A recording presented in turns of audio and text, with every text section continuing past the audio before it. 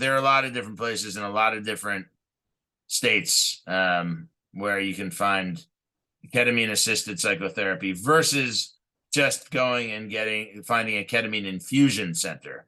Because when you do that, there's no therapy component to it.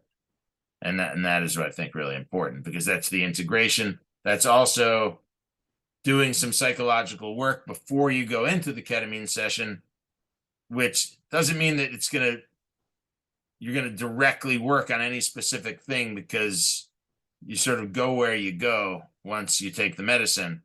But the idea is if you do that work, you're opening yourself up and hopefully it ends up making sense to some extent. Have you tried it? Have I tried ketamine? Yes, I have. I myself have been doing ketamine work with a psychiatrist. In my experience, I would give it 5 stars. It's been very helpful. Awesome. Yeah. And so I think there's a lot of promise, a lot of hope around the use of ketamine, not just for depression, which is the first thing that a lot of people have been using it for, but also for post-traumatic stress disorder and complex trauma. Weird and Worthwhile Podcast. Hello, everybody. Welcome to this episode of the Weird and Worthwhile Podcast. Today we have on Dr. Oren Messeri. He's a psychiatrist that I met at a Wim Hof experience in Massachusetts. Oren spent 10 minutes in the ice bath at 37 degrees, and afterward we went in the sauna together, and we had an epic conversation. So I was like, Oren, I want to have you on our podcast. He came on, and he talked about his experience using ketamine to help him with his PTSD symptoms. As well, he tells us a lot about health and the state of psychiatry. In this episode, Oren had just got back from the psychedelic conference in Denver, Colorado, and he shared some of his learnings with us. So I really enjoyed this episode, and I hope you guys too. Let's get into it. I wanted to tell you I recently wrote and published a piece about our Kripalu experience. Just put it out on my blog, and it was well received. Excellent. So I wanted to kind of just just start off recapping that. Like how was the experience for you? Like, was it a good time? It was great. I mean, I had done cold plunge before, and I've done a lot of breath work before. But there was something about doing it in that setting that was different. And I've done a bunch of cold plunging since then. There was something about doing it as a group, I think, that was great in terms of getting in the water, having people around cheering you on, and also the peer pressure of knowing that you don't want to look like the person who can't endure the pain. Yeah, I mean, you absolutely crushed it. You were in there for like 5 minutes or something? 10 minutes. 10 minutes on day 2. 37 degrees. Yeah, I think I did like 3 or 4, but I mean, I was impressed with my performance, I guess you could say. Like, it didn't even feel that difficult. Yeah.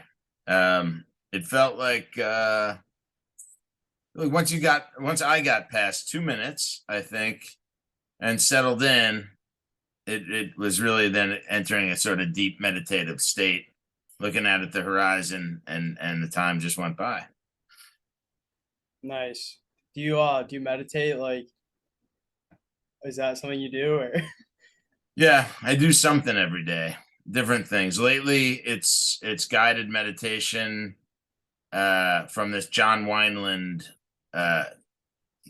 You know John Wineland is? I've never heard of him. David Data, The Way of the Superior Man. You heard of that? That sounds cool. I'm down to look into it. I'll write that down. To look into.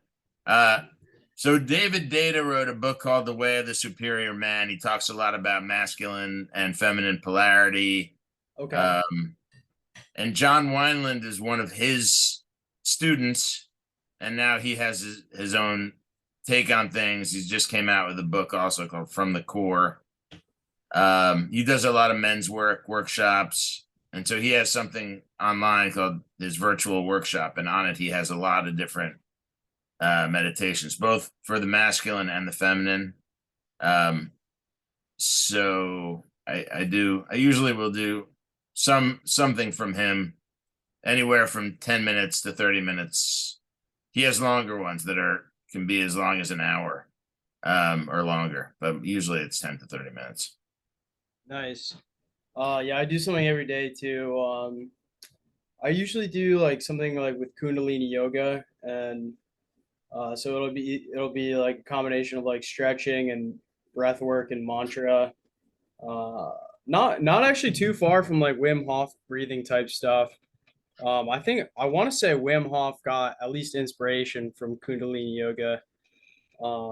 And definitely Sam Whiting got inspiration from yoga as well. So Yeah, there's this book Breath. We may have talked about James Nestor. Yeah. Yeah. So in that he talks about something, I think it's called tumo breathing, being, and it is from I think a Buddhist lineage, being what Wim Hof is based on.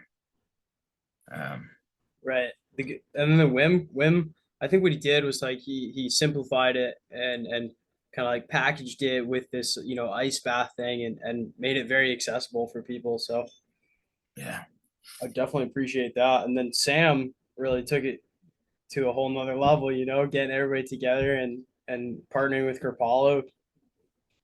Would you do like another one of Sam's experiences? for sure. He has I think he has a couple coming up, right? But does he? Yeah, I think he's doing one in Iceland with Mike Posner.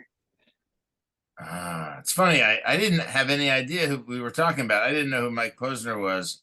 And then I listened to, I think Layla Martin may have interviewed him within a few weeks of that. She's, you familiar with her? I don't know her, no. So Layla Martin is a tantrika, and she's been around for a while, but she just started her own podcast called This Tantric Life. And her first one was with Aubrey Marcus, and then within a few weeks it was with Mike Posner. So it was interesting that he came. I also didn't really know much about Mike Posner. Like I had no idea that he was into this stuff. I just knew he was like kind of like a pop singer guy. And then I looked him up on YouTube when we got back from Kripalu, and I saw like his videos about climbing Mount Everest and walking across America, and like he got bit by like a rattlesnake, and so it was really cool. Yeah, no, he's got an interesting background in terms of his journey and dealing with I guess fame and ultimately sort of the emptiness of a lot of it, and then finding his path. Yeah, it was funny. Lori, who was there with us, she was there with Mike Posner, like when he was at Kripalu, and she said that Mike just casually introduced himself like, hi, I'm Mike, I'm an Emmy nominated singer songwriter. And Lori said like she assumed that didn't work out, and now he's here. But wait, so Mike, what was Mike Posner doing at Kripalu? He was doing Sam Whiting's retreat with Lori. Lori did it twice. Oh, Lori is the ultra marathon runner? No, No. Lori's like this other woman who's there, but yeah, Dreama, the ultra marathoner, is also friends with Mike, and yeah, so Mike had come to Kripalu with Sam, and yeah, it's cool. Like I guess like he kind of flew under the radar for the most part, which is awesome that he can do that. Yeah. So since then, I've been going a lot. There's a bunch of places. I thought about getting in the tub, and I haven't done it yet. But there are a lot of places in the city, in Manhattan and in Brooklyn and in Queens, that have the hot and the cold. So I've been doing a bit of a tour of the different ones to find what I like the most. Nice. Nice. I haven't really done that yet. Like I just swam at a local lake, and unfortunately it's warm now. I know it's too warm to find any natural water, Right. except if you were in the mountains getting snow melt. Yeah, yeah, I gotta drive up north into the Whites and see what I can find up there. Um, yeah, so let's say you were to buy like Sam's ice bathtub, like would you just put that in your apartment in Manhattan? Would that be okay? I don't think so. Probably not. But hey, I I, mean, do you have like a bathtub? You just throw some ice in there? Would that work? I don't know. I think it probably would. There's something about it that's just doesn't appeal. Seems like a lot of work. Yeah, I actually, a buddy of mine in the winter, well, in the dead of winter, he shut down his pool, but he kept it open until November last year, and we were doing it. And then he opened, and for a little while it was good. We tried bringing ice into the hot tub section, which he didn't warm, but I think we brought 10 bags of ice, and it barely did what we needed it to do. So it's definitely not easy to run out and get ice to do this on a regular basis. I don't No, think. yeah, it's not. Are you a lifelong New Yorker? I grew up in New Jersey, Okay. and then have lived in some part of New York, either in the city or in Westchester for the last 30 years. Nice. Have you lived anywhere else? Still Atlanta, Georgia for college. Right on. But yeah, aside from that, that's it for So now. just to like give a little more, I guess, background, you're a psychotherapist and you're being trained in using psychedelics to facilitate that psychotherapy process. Is that right? Pretty much. So I'm a psychiatrist. So I'm an MD, and then so medical school, psychiatry residency, and then also I did psychoanalytic training. So I'm a psychoanalyst, which is in and of itself another bunch of years. And I've done some psychedelic training. I did the MAPS course last year, which is for using MDMA to treat PTSD. So that is a full training I did last year. It's unclear how relevant it is. It's not super relevant at the moment because MDMA is still illegal everywhere. Like the everywhere in ketamine, America. what in America? Right. I don't know where it isn't illegal. Do you? I'm 100% sure there's some countries out there where it's legal. Um, at least for medicinal reasons, like I think they use it in Israel, but my knowledge is limited here. I know quite a few people on the internet who talk about their MDMA therapy experiences, and I always ask them, "Where do I go for that?" And they never tell me. No, because it's underground. There are a lot of people doing it underground for sure. Right. And a lot of people are sort of have their legit work without illegal drugs, and then they do that work on the underground. In the underground, certainly a lot of therapists have been doing this for a long time with psilocybin or MDMA. I've heard a lot of stories of that. The only thing that's legal right now, except for where psilocybin is decriminalized, and they're just trying to figure it all out, is ketamine. And so ketamine is big. It's big business now that being at the conference.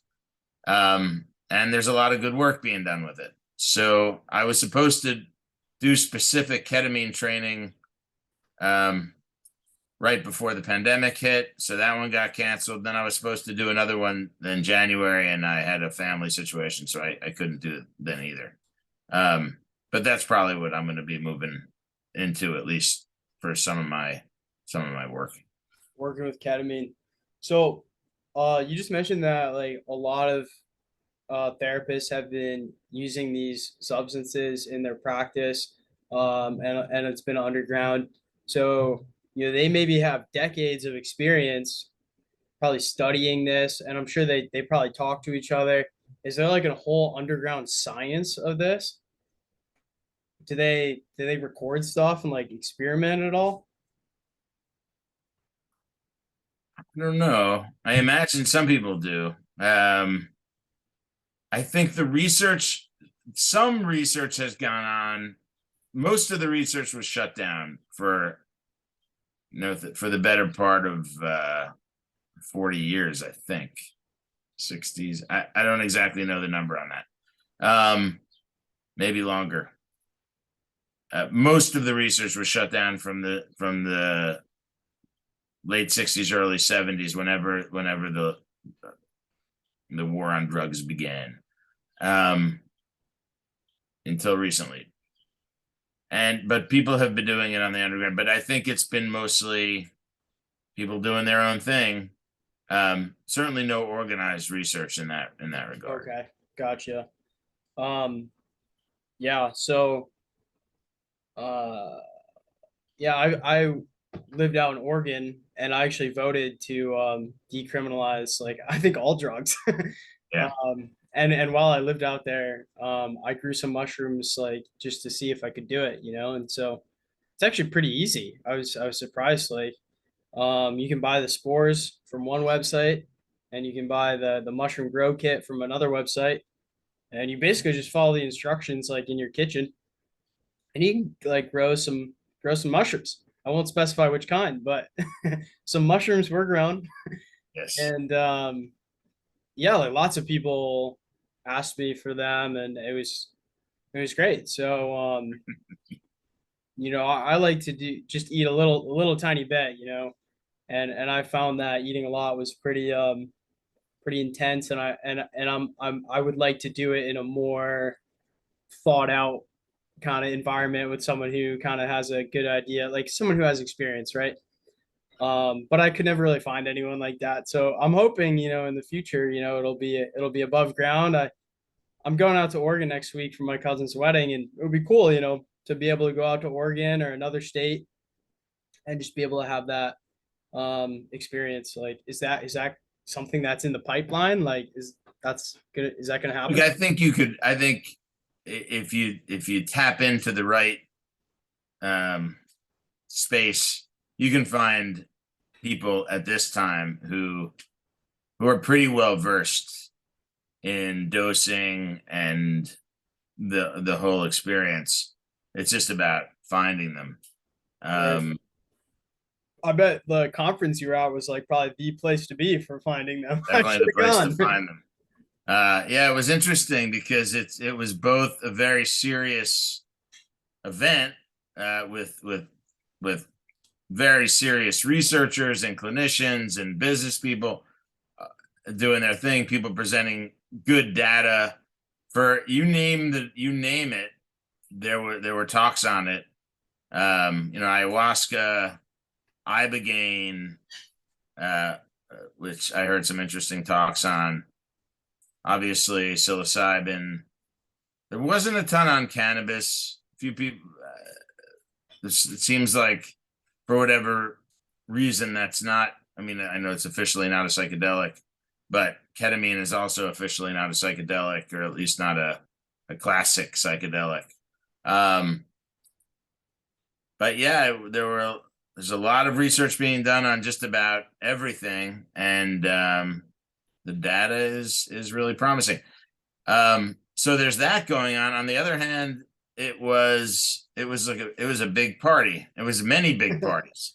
There were 11,000 people or so. Holy I think. Smokes! And this huge convention center in Denver, and they set up part of it, something they call deep space, and that was just there were art installations in there. There was a dance floor, a dance area that was active most of the day, most days. There was a little tea cafe, which you just sort of come upon it, and there are people just sitting around. It looked like an opium den a little bit, where people were just hanging out and drinking tea, and there was usually live music there. There was so many different things to do all the time, many talks that were happening simultaneously. You couldn't possibly do everything that you wanted to do, or hear everything that you wanted to hear. So really serious stuff on the other hand, and then a lot of partying. Every night there were many different options in terms of where to go and what to do, and a lot of drugs being used, because they were selling the mushroom chocolate. It's legal there. So I was in a talk with somebody, and he was eating the chocolate and had already taken a bunch, and then got a little bit anxious and had a little bit of a panic attack because he realized he took more than he had intended to, and was trying to spend the day in class or in lectures, and threw that off. So it definitely reminds me of like the situation with cannabis and THC, and like we had a family reunion in Colorado shortly after it was legalized there. So like the thing to do is like go to Colorado and go to the dispensary and buy all the candies and stuff, and someone always eats too much, and like I like one of my aunts like ate too much and had a really shit experience. So I'm sure that can happen. And I think everyone reacts differently. So like have you yourself, did you eat the chocolate? Like what's your kind of predisposition to psilocybin in candy? At the moment, I'm not partaking. I have in the past. I've had some dark experiences with psilocybin. Almost invariably, when I have used mushrooms, there's a period of the trip that goes pretty dark. So I'm taking a break from that for the moment. So yeah, I may have been one of the, and I did not do any drugs while I was there. So I may have been one of like 3 people who didn't do any drugs based on what I was observing and taking it. Yeah, it's all good. That's cool. So yeah, you have firsthand experience, and so what I'm hearing is that like there's companies that want to modify psilocybin into something they could potentially patent. So then is there like a way to improve psilocybin, do you think? Or I mean, my understanding of what some companies are trying to do and is this idea of getting the benefits of psilocybin or getting the benefits of other psychedelics while removing the psychedelic experience. Right. About getting the neurochemical effects in the brain without the psychedelic experience. So is that BDNF? Brain-derived neurotrophic factor? Yeah. So I was recently reading that BDNF is like what the benefits come from using psychedelics, and like kind of the effect on serotonin is what makes it like super trippy experience. So if you can kind of have a lower effect on serotonin but keep the BDNF, then that could be like an awesome helpful product for everybody. If you subscribe to that model. Gotcha. Yeah, I don't. I'm just speculating here. I mean, I have no idea what's going on. Do you subscribe to that model? I don't. I recently listened to a podcast on I'm forgetting his name. He's one of the big ones, a big psychedelic advocate. Tim Ferriss. Tim Ferriss. Yeah. He did a long interview with a doctor, I think It was on ketamine. It was Okay. it was over 3 hours, and talking about the intricacies of ketamine, and they did get into this, the question of, is it purely the effects of the ketamine in the brain, in the structures that it affects, or is it the experience itself, the trip and the meaning making that comes with it, or even some of the not meaning making that comes with it, just the overall experience that is therapeutic. And he seemed to be, I mean, my take on what he was saying was that that it's the benefit really comes from the drug getting into the system, into the brain, and the experience is not all that relevant. As a psychoanalyst and someone who's been exploring this space, I don't subscribe to that idea. I think that, and a lot of the researchers and the people who've been working in this for a long time think about and specifically the spiritual aspect of the experience as being at the center of it. The mystical experience, the experience of being connected with all things, or connected with the universe, and to feel that connection, what it does for us as human beings in a world where we're also often feeling disconnected from one another, disconnected from God or source or whatever you believe in, if you believe in any of that, disconnected from ourselves. So I think that's vital. And so the idea of sort of taking that out, and just delivering a biological, a substance that is going to be biologically active, feels to me like it's missing the point, and ultimately is not going to be the most useful. It does kind of sound like wishful thinking. I guess like I like the idea of it being more safe, and like getting to have a psilocybin experience without having this dark scary part of the trip. Yeah, but it's not that there would be no dark scary part. There would be no trip at all. Yeah. Well, I mean, I'm down for like a little bit of a trip, right? But yeah, I suppose you probably can't have your cake and eat it too. Like if you're gonna have like a powerful change in your brain, I mean, there's gonna be some reshuffling and it's gonna be a little bit scary. But it's like, how can we kind of like minimize like the risks here? Like, um, and that's I guess a question that I have for you is like, is there like a screening process that you've learned about, and what goes into that? I mean, at the moment, there are some pretty clear contraindications, for most of the research protocols, and for most people who are working in the field. If a person has a diagnosis of schizophrenia, or something that might be schizophrenia, a primary psychotic disorder, there also, I think there are, if a person has relatives, first degree relatives with that diagnosis, that's really problematic, because it's pretty well established that many of these medicines can exacerbate psychosis, or even sort of launch somebody into psychosis if they are predisposed. Everything else is kind of on the table. Historically, bipolar 1, which is also known as manic depression type 1, that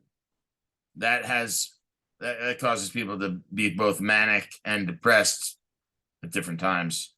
Also, something called the mixed state is possible as well, which is sort of a combination of the two.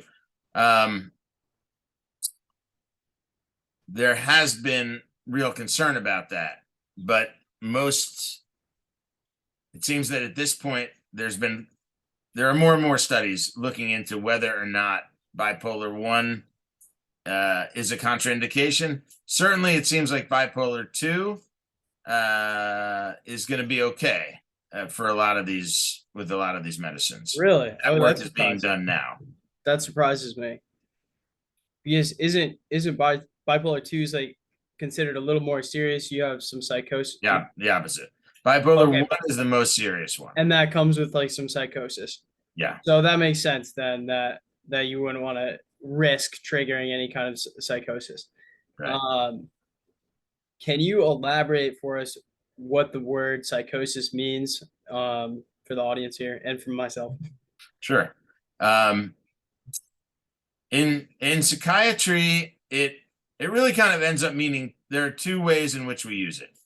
The most generic way to think about it, when we say that somebody has psychosis or is psychotic, we're talking about a situation where the person has lost touch with reality.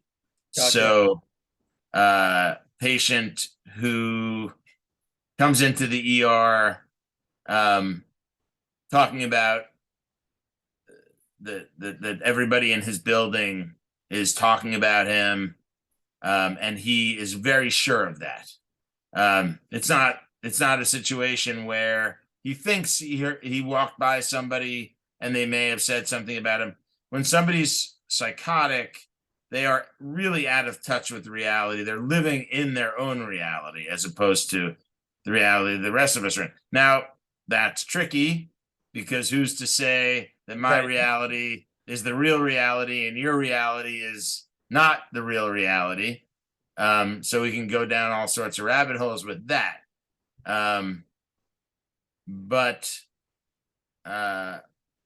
it's relatively clear sometimes. It's less clear other times. Right. But that's what we mean. Now, when we say that somebody is having psychotic symptoms, or sometimes when we just say somebody's having psychosis, auditory hallucinations are considered psychotic symptoms in schizophrenia or a bipolar disorder type 1 when a person is psychotic.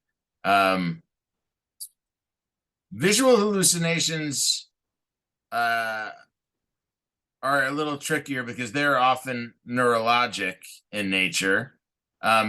Delusions are unshakable beliefs, like the CIA is following me. That's what we call a paranoid delusion, unless of course the CIA is following you, then it's not a delusion, then the person's not psychotic. And again, that's tricky. But in general, when we talk about psychosis, we're talking about the idea that the person has broken with reality and are living in their own sort of separate, often scary. Right. Well, that almost sounds like you just described a psychedelic experience. Well, yes. The other thing, though, about it is that if a person knows, if the person retains insight into the fact that they are having a hallucination, then they're not psychotic, right? Then they're having a hallucination, they're having an experience, but they know they're having an experience, right? Then they haven't lost touch with reality. I mean, for instance, one idea that I think is really interesting is that, you hear when people have taken ayahuasca, they often will, as part of the trip, will meet these entities. Have you heard about this idea? Yes, a little bit, yeah. And so I've spoken to people who have taken ayahuasca, have met these entities, and they are sure, one person comes to mind, that this was real, that the ayahuasca put him into contact with actual beings from another plane or another universe or whatever it is, and which may be the case. I'm not here to judge whether or not that's possible. If I can have a conversation with this friend of mine and say it's possible that these entities are quote unquote real and that they are from another plane and that they're accessible when having taken the ayahuasca, and that there's good reason to meet them because they come with a message or we learn something. It's possible, but it's also possible that the ayahuasca is causing changes in your brain that make you think you're meeting beings. Now, if we can have that conversation and he can entertain both possibilities and whatever other possibilities come up, then he's not quote unquote psychotic, right? If he is 100% sure that these beings are quote unquote real, he may or may not be psychotic. If he's right, then he's not psychotic. Yeah. If he's not right, but now we can't prove that, right? One way or another. So it's tricky. But the thing about when we talk about psychosis, it's like a fixed idea that isn't shakeable. So you can have that conversation. If the person comes into the emergency room and they are worried that the people in the building are talking about them, and we can have a conversation, and I could say, it's possible that your window is open and you just heard somebody on the street, and they could say, well, I hadn't really thought about that. Maybe it's not somebody in my building. Then that is not psychosis. That is the person may be having some sort of a perceptual abnormality, but isn't necessarily psychotic. Yeah. Thankfully, over many difficult circumstances, I've always maintained the ability to observe myself and be able to have that conversation. So let's say this is all hypothetical here. Let's say I'm a person who has had some bad experiences, really bad experiences, and I'm trying to get by in the world. I'm struggling. I go to talk therapy. It's not really going anywhere. And I want to do a psychedelic. I want to do I want to try MDMA, or I want to try psilocybin therapy. Is there a next step? Is there any direction for you to point this person? Not legally. Not legally. I think the next step at this moment is working with ketamine. There is a lot of interesting work being done. I went to a workshop at the first day of the conference, and it was a presentation. A group did a combination of psychodrama with various doses of ketamine. And psychodrama is specifically a treatment that is used to heal past trauma. I've never really been, it's not something I'm trained in. It's not something that I've known much about, but I think I first really heard about it in any significant way from reading Basel Van der Kolk's The Body Keeps the Score. And he actually was part of this presentation. Him and his wife have done workshops on it over the years. He really considers it a very powerful healing modality in and of itself, because you set up the psychodrama is that you set up a situation. You know anything about it? Yeah, I've actually read his book, and that was one of the things I didn't know about when I read the book, was this drama, because he lists 6 ways to deal with trauma, and this is one of them. So I'll let you continue. So again, this is not something I'm trained in, so I don't know the intricacies of it very much, but my understanding, and from what I saw, and I've participated a little bit, is that a person will either pick somebody in their life who's been very problematic and traumatic, or an event, and different people are enlisted to play the different parts in this scene. And in doing so, there's a reworking of the memory. There's a reworking of the trauma. And so, the abusive father is sort of transformed and in the scene, and then that changes the experience for the person, because well, that's essentially the way it works, I think. Yeah. I would just add to Ketamine, it. There's a lot of people involved here, so it's almost like you're having a communal experience. Perhaps that plays a role too. yeah, absolutely, no question about that. And so with the ketamine, it just sort of deepens it all, and ketamine opens up that window of neuroplasticity, so it makes it a much more powerful experience. They didn't present, this is not the double-blind, placebo-controlled Right. study, but it was pretty compelling, and so I think there's a lot of promise, a lot of hope around the use of ketamine, not just for depression, which is the first thing that a lot of people have been using it for, but also for post-traumatic stress disorder and complex trauma. Right. So, I'd like to go back to body keeps the score, but first I want to finish this hypothetical scenario. I'm a person, who has some trauma, and that all sounds good to me. What's the next step for doing ketamine psychodrama? For doing ketamine psychodrama, I don't think there's a next step at the moment. How about ketamine? For doing ketamine, there are lots of different ways in which ketamine is being administered now. I think the best case scenario is to find somebody who is doing CAP, ketamine assisted psychotherapy. There are psychiatrists who are doing that, which means that they are administering the ketamine and sitting with the patient while the patient is having the experience. There's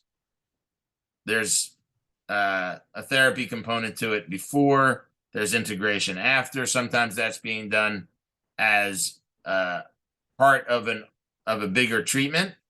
I certainly have heard about quite a bit at this point of people who are in a psychoanalytic psychotherapy of some sort, and then will sometimes do some ketamine work, even now that more and more doctors are getting trained in the use of ketamine and are incorporating it into their practice. It's not so easy to find that. I have some colleagues I've recently met who opened up a ketamine space in New York City called Cardea. If you go that route, you contact them, you have a medical clearance, they do an intake, and if deemed appropriate, you go down to their center, and they have a whole process, but it is a psychotherapeutic process. So something like that. But there are a lot of different places in a lot of different states where you can find ketamine assisted psychotherapy versus just going and finding a ketamine infusion center. Because when you do that, there's no therapy component to it. And that is what I think really important, because that's the integration. That's also doing some psychological work before you go into the ketamine session, which doesn't mean that you're going to directly work on any specific thing, because you sort of go where you go once you take the medicine. But the idea is if you do that work, you're opening yourself up, and hopefully it ends up making sense to some extent. Have you tried it? Have I tried ketamine? Yes, I have. I myself have been doing ketamine work with a psychiatrist. Oh, that's cool. So it's not just like a one-time deal. No, I mean, it's interesting because a lot of the research on psilocybin, I guess it dropped since we last met. But Andrew Huberman did recently one very long podcast on psilocybin, and then he did another one in which he interviewed Robin Cartwright Harris, if I'm getting the name right. He's a pretty big researcher in the psychedelic space who used to be in London, and now he's out at I think UCSF in California. That a lot of the research on psilocybin, at least the research on psilocybin, is just one or two, and certainly MDMA. Also, these are pretty limited treatments, 1 or 2 times over the course of a few months, maybe more than 2, maybe 3 or 4 with MDMA. With ketamine, it's there are lots of different things people are doing. There's nothing structured.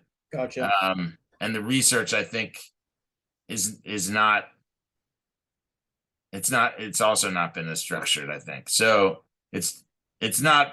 I don't think it's usually a one-time thing. And how many stars would you give it? Out of what? 5. 5? In my experience, I would give it 5 stars. It's been very helpful. Awesome. Yeah. So I think at Kripalu, you mentioned like you one time didn't have such a great ketamine experience, but someone else is saying they had a great one, and they said, "Oh, you got to do the nasal." Is that right? Like nasal ketamine is there like which one do you prefer? I guess. Most of the work that I've been doing with my psychiatrist has actually been intramuscular. I am. Okay. That what's nice about that is that it takes 3 minutes from the moment of injection for it to come on, and then it's about, I think it's about 30 to 45 minutes until you really are coming out of it. What makes you say I think? Because you lose your sense of time, Right. and there's a second dosing, and so exactly the peak and the valley I'm not even sure of, because I've been only receiving. I haven't been giving at this point. Oh, gotcha. Okay. And that alleviates some symptoms for you? It has helped with some of my own PTSD symptoms that I was struggling with. Yeah. That's awesome. So going back to PTSD and Basel Van der Kolk, I think he lists 6 things, and I'm gonna try my best to name some. He says really good talk therapy. I think he mentions MDMA, yoga, psychodrama, and the eye movement thing. Yeah, EMDR. Yeah, EMDR, and maybe there's one more that I'm missing, but hey, maybe it's ketamine. Rolfing. I think he talks about rolfing, body work, and specifically rolfing. I've never heard of that. How do you spell that? ROLFING. Rolfing. Okay. Yeah. It's very, very, very deep body work. Really, I don't know so much about it. It's definitely in that book, and it really loosens up the fascia. I mean, the idea is that the trauma sort of, whatever the mechanism is, that the trauma gets stored in the body, in the musculature. Well, and the fascia is the connective tissue, and I will mention that I have a problem with my fascia in one of my wrists, and it's kind of like a medical mystery that nobody's been able to solve for me, and they've done X-rays and everything. Maybe you could use some rolfing. Hey, I'm gonna absolutely look into this. So I've been reading this book, man. It's called Gut and Psychology Syndrome: Natural Treatment for Autism, ADD, Dyslexia, ADHD, Depression, and Schizophrenia.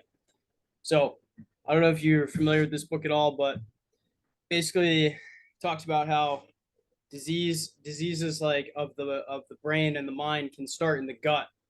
And it's by Dr. Natasha Campbell, MD, and she had a child with autism, and she was able to cure her child's autism through a very intense diet program.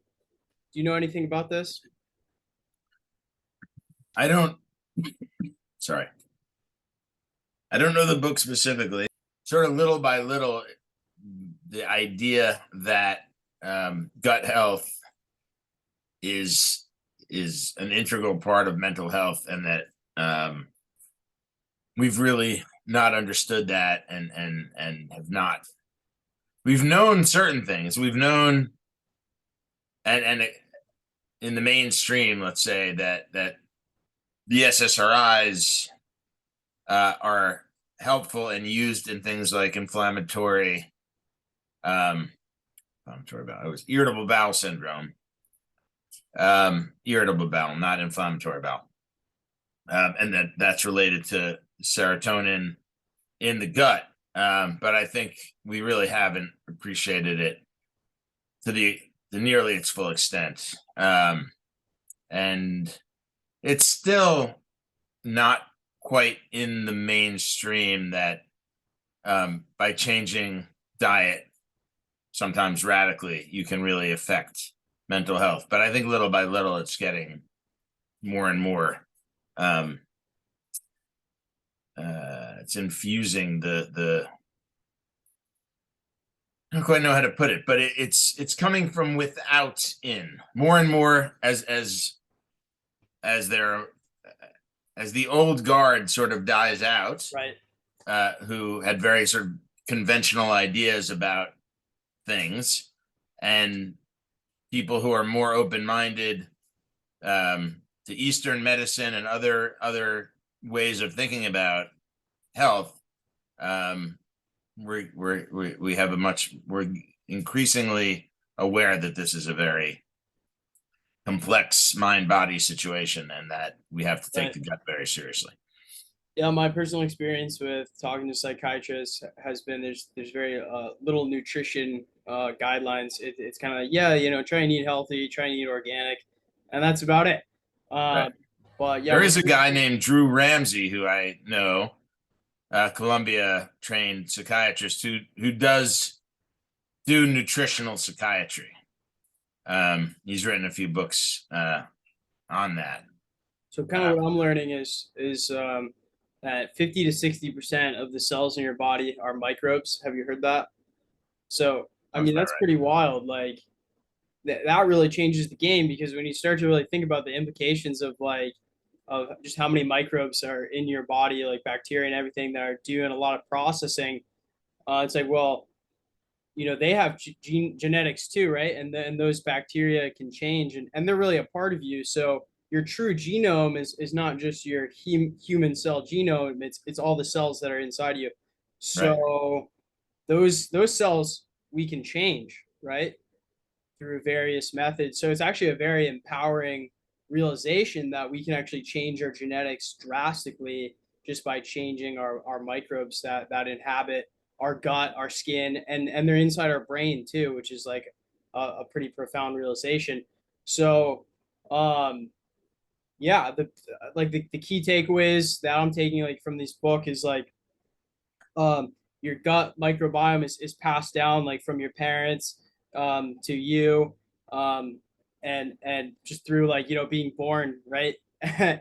And stress has like a big impact on the microbiome, and all the toxins that we're unfortunately exposed to, And our in general, our terrible diets. right, the diet situation. It's quite hard to eat healthy and organic and avoid all the pesticides, and we have a diet that has a lot of wheat, like industrial grains, seed oils, and sugars, and that's kind of like a recipe for disaster if you mix that with an unhealthy gut, and then sometimes it's just bad luck that you get a virus, that has an effect on the gut lining, and then stuff starts permeating and going places it's not supposed to, and then you start having mental problems, and then you go to the doctor, to the psychiatrist, and they're not really looking at your nutrition and your gut. They're more leaning towards prescribing like a pharmacology solution. So it's very interesting, and I'm glad to hear from you that you're starting to see like nutrition kind of join the conversation a little bit more.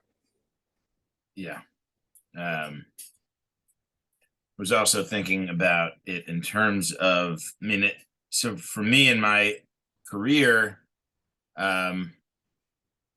at this point it was quite a while ago, but I would get referred patients by colleagues of mine for things like, unexplainable fatigue, or pain syndromes, whether they were diagnosing fibromyalgia or, the patient believed that they had chronic Lyme, but the physician didn't for whatever reason. And then the whole question in Lyme of, is it, is chronic Lyme real? Is it not real? I mean, I think most people now say yes, but I imagine it's still controversial in some circles. And that so many of these conditions, which historically many doctors have said, well, it's just in the patient's head, there's nothing really there. I think we're more and more understanding that that's not true. We just haven't been able to identify what is at the origin, but it seems increasingly what is at the origin of these conditions are some sort of inflammatory process that have something to do with what is or isn't going on in the gut. And different people have different predispositions. So most people who get Lyme disease get antibiotics, especially if it's identified early, and they get better, and that's the end of it. But some people with different physiology and probably different gut microbiome Exactly. have a very different experience. And that in some ways we're only now really coming to appreciate that. And that has big implications because so many people have been sort of shamed by the medical establishment, by their doctors who basically convey to them that there's nothing really wrong with them and that or that they're depressed, and they're not depressed. There's something else going on. Yeah, one thing I would like to see more of is like testing, testing feces, basically poop tests, and that can maybe shed some light on what's going on inside your gut. I personally did it myself last year. I used Viome, which I did a poop test. I sent them a sample, and it was fascinating to me, like to see like what they reported back on like what strains of microbes are in my poop and like their advice around nutrition and stuff. It was pretty cool. And I was actually talking to a physician at the time, like doing a telehealth call, and he wanted to like learn more about this thing, because he's struggling with his practice as well. I mean, I can't imagine being a doctor these days. People have all sorts of problems, and it's probably extremely difficult to heal them. So. Right. And we don't learn about, I don't know what they're teaching in medical school these days, but certainly none of what we're talking about was stuff that was part of the medical school curriculum. So this specific MD that I talked to said, I mean, he actually told me he was on SSRIs himself, which was fascinating. But he said that in medical school, he spent 1 day on nutrition and 11 months on pharmacology, which is pretty jaw-dropping. Yeah. Considering how much of a role nutrition plays in our health. Yeah, no, it's not. I was listening recently to Peter Attia, interviewed by Barry Weiss. Peter, so he wrote this longevity book, and he was describing his experience in medical school exactly as I remember mine being, which is this recognition that we're doing it. In some ways, we're doing it, and we have been doing it all wrong for a really long time. Like, we're really good at fixing acute problems, right?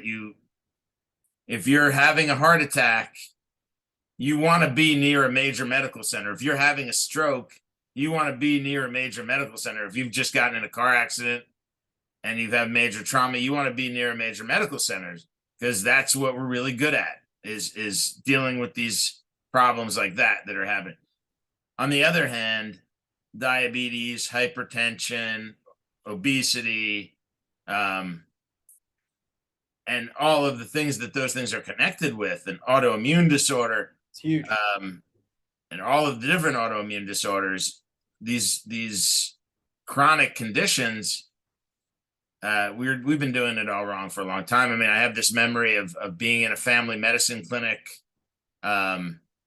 One of my first patients, I'm a third-year medical student. This guy comes in, he's way overweight. He's on at least, I don't know, 6 to 10 medications, a few for diabetes, a few for blood pressure. I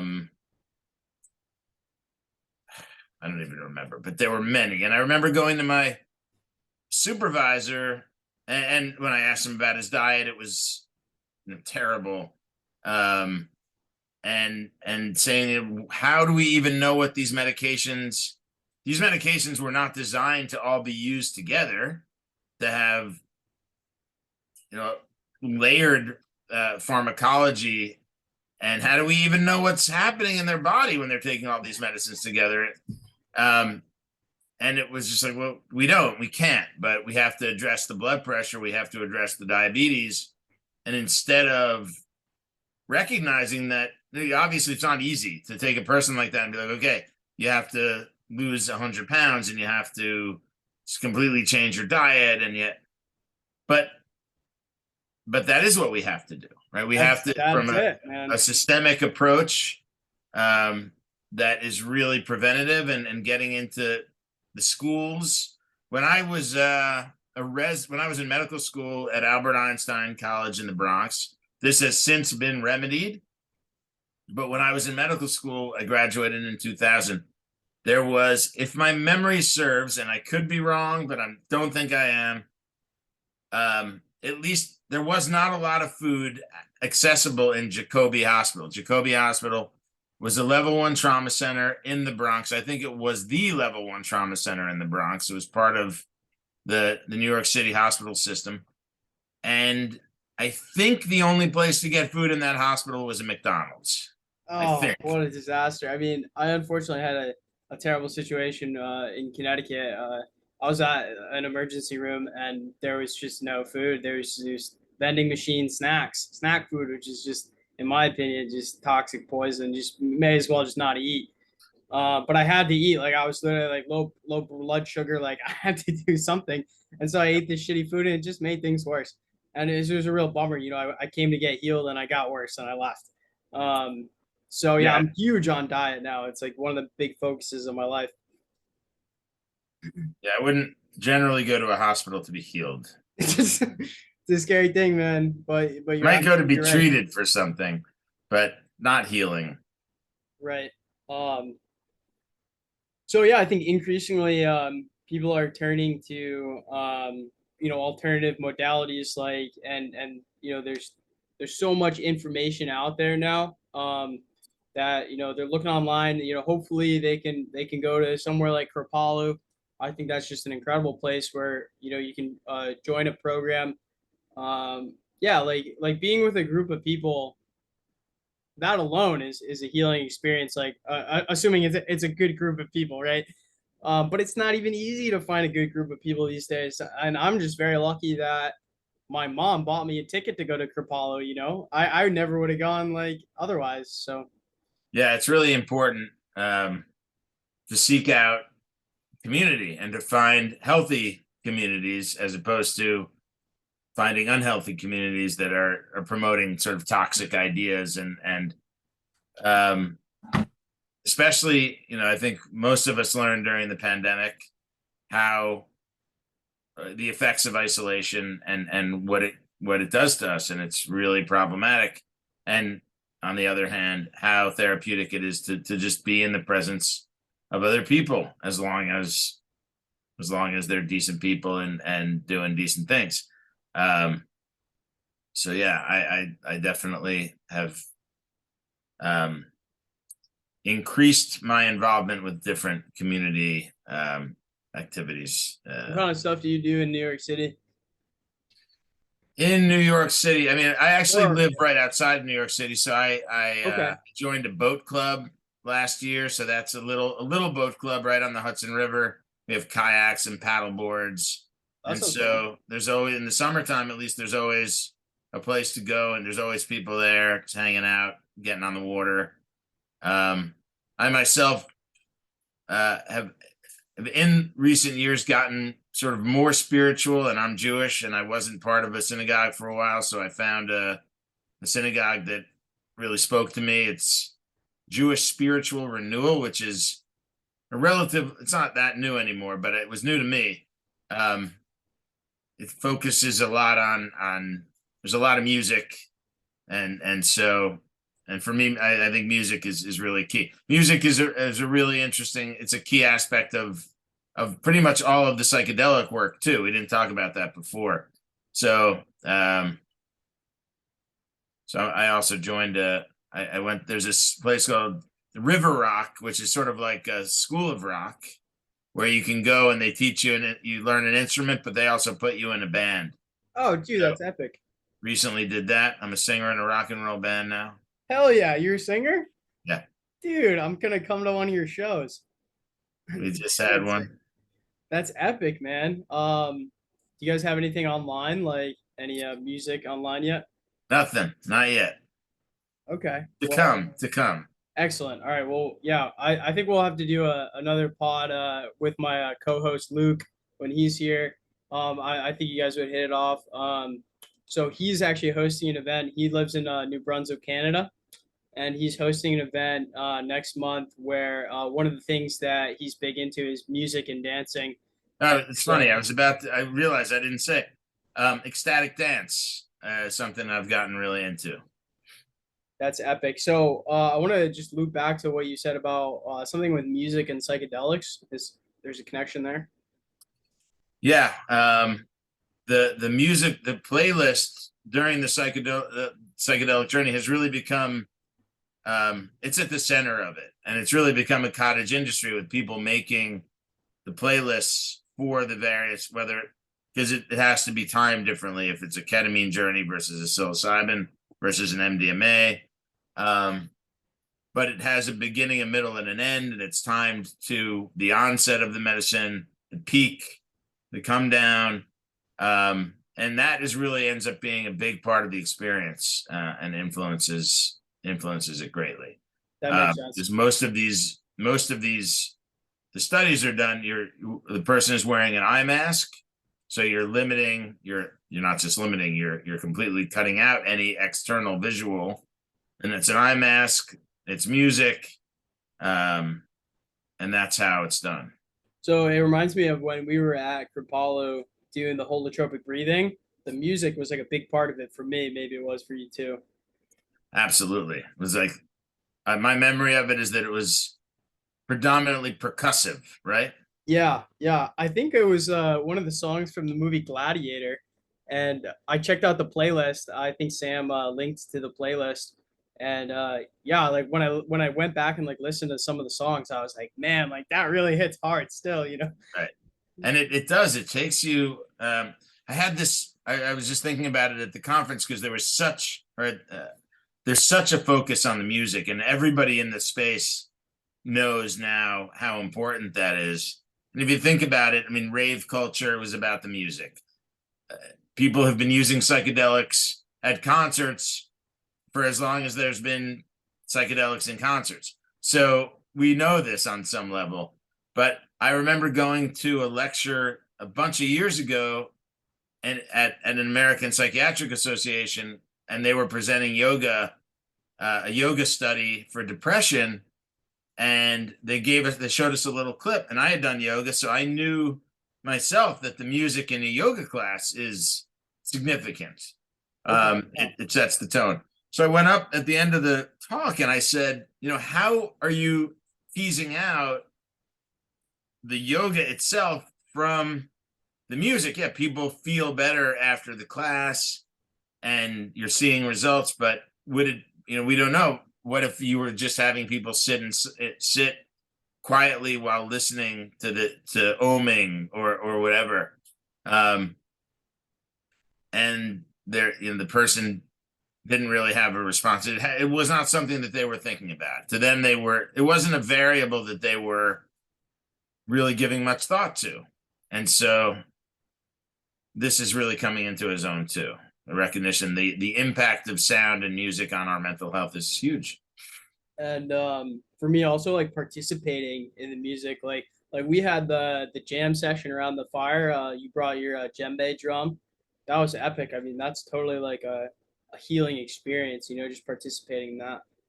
Yeah, absolutely. That was I actually wanted to learn that after doing this yoga dance at Kripalu. They used to, every Saturday at noon, there was a class that had, I think, 5 live drummers, and you did this sort of real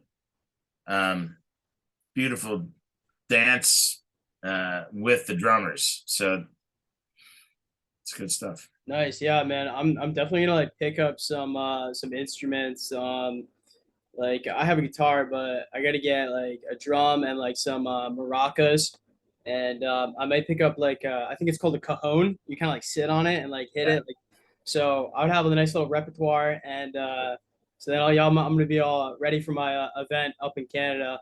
Um, yeah, it's not really easy to find. At least I mean I'm in southern New Hampshire, like, and I haven't looked that hard, I'll admit, but it's not every day you find people getting together to have jam sessions like out in the forest or something. It's unfortunately like kind of a rare thing, but perhaps we could change that. Yeah, we should. I think it's happening more and more. You gotta, at the conference in Denver, met a lot of people who go to Burning Man, and in talking to them, there are all of these other festivals that people do that are much smaller and more local, regional festivals of being in the woods or being in the desert and being with nature and music and often psychedelics. Yeah.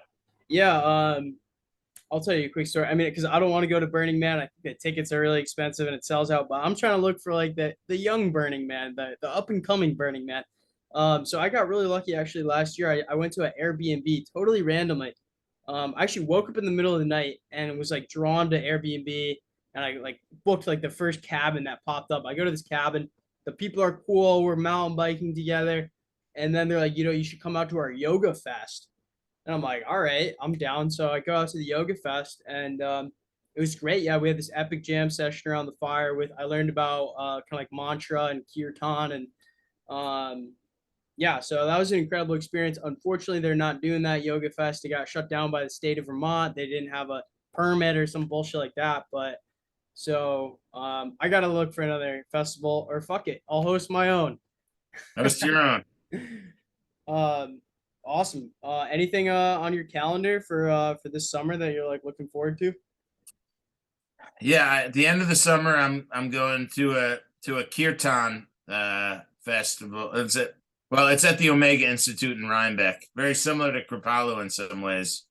It's a yoga retreat center, and every Labor Day weekend, I did it last year. I did it before COVID. Is 3 days, straight days of kirtan, which is really powerful, and I'm really looking forward to going again. For anybody who doesn't know, what is kirtan? Kirtan is ecstatic chant, call and response. You kind of have to experience it to really appreciate the power of it. It's hard to describe, but right, yeah. I mean, a lot of people making music together it would be a broad description. Awesome. Well, it's 8:20. I think it would be a good time to wrap up. Would you like to come on another pod sometime in the future? Sure. That would be awesome because yeah, you just clearly have a wealth of knowledge. And it's like you're doing exactly like what we're doing basically. So it's been an absolute pleasure having you. It's funny, man. I was talking to some people your age that I met at the conference, and we're just, they were a bunch of therapists, but we were talking about a whole wide range of things. And one of them was like, "Hey, man, you're sort of like Joe Rogan." And I was like, like if only, but I'll take it. Yeah. This has been great. I'm gonna look into some of the stuff you talked about. I'm gonna look into Omega Institute as well. That sounds pretty cool. Yeah. Anyone listening, check out the links in the description. Feel free to book a call with either myself or Luke. We want to get to know our audience. And yeah, anything else you want to add, Oren? Not at the moment. That's it, man. Yeah, it's been a pleasure, and I hope to talk to you again in the future. Sounds good, brother. Good night, everybody. Thanks for listening. We have some links in the description of ways that you can connect with us directly. At this stage, that's something we're offering. So you can book a call to speak with either one of us for 15 minutes. Let us know what you thought. Let us know people that you think we should have on the podcast. We really would value your feedback. There's also some links for ways you can book personal coaching calls with me. Our first conversation is free, and I'm here to help people move through harmful habits. And I would love to help you in this way. Hell yeah. Yeah, I personally benefited from the coaching. So like, book a free call with Luke, or if you just want to shoot the shit with me, book a free call with me via Calendly, and we'll do a quick little Zoom call and just talk about whatever. You can follow me on Twitter, Chris James USA, and yeah, subscribe to me to my newsletter on Substack. And there's a lot of great stuff on the blog there for you guys to check out. So thank you again for listening.